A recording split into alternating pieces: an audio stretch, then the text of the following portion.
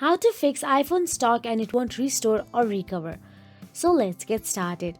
Firstly, getting out of recovery mode is as easy as getting into it. So the first thing you need to do when your iPhone is stuck in recovery and won't restore is to force restart it so that it boots back into iOS. This can eliminate minor issues caused by a software bug or glitch, and here is how you can do it.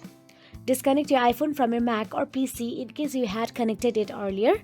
Keeping it plugged into a computer will force your device to boot back into the recovery mode.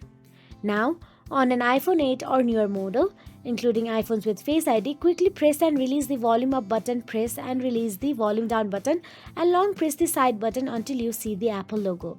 Now on the iPhone 7 series, long press the volume down button and sleep wake button at once and until the Apple logo appears.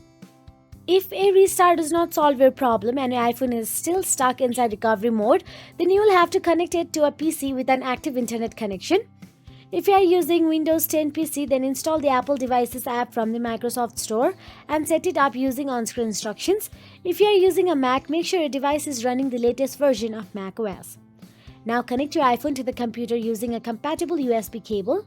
Then launch the Finder app on Mac or the Apple Devices app on Windows. The app will automatically detect your connected iPhone and display its information on the screen. If not, then click on iPhone from the left sidebar.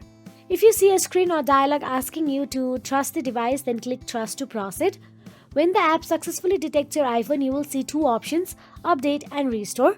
If you want your iPhone to boot back into iOS normally, select Update.